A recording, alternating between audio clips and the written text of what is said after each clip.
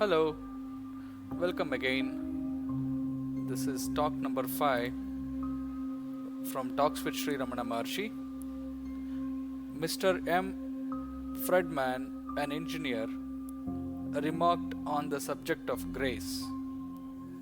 A salt doll diving into the sea will not be protected by a waterproof coat. It was a very happy smile and was applauded as such. Maharshi added, "The body is the waterproof coat." Today, I would like to share a beautiful exchange that took place between Mr. M. Fredman, an engineer, and Bhagwan Sri Ramana Maharshi, recorded in Talk 5 from Talks with Sri Ramana Maharshi. The conversation touched on the profound subject of grace.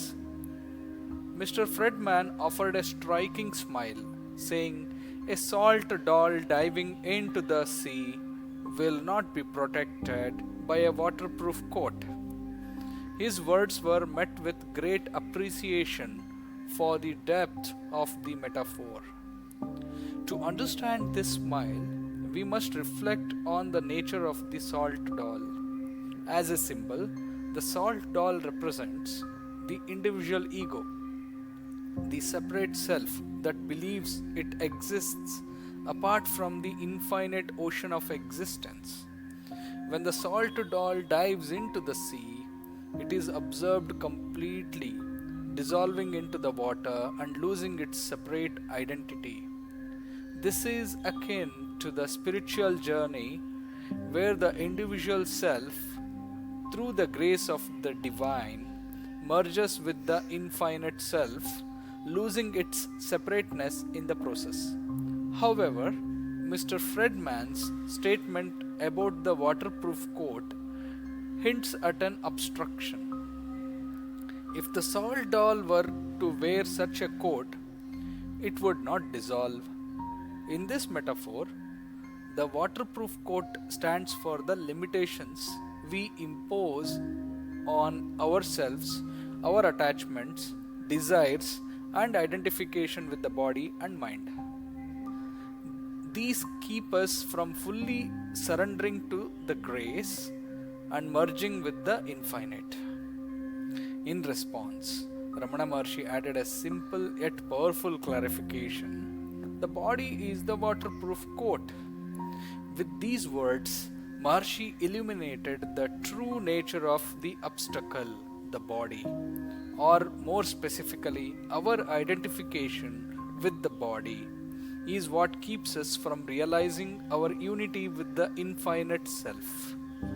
As long as we see ourselves as this physical form, we remain separate from the vast ocean of grace.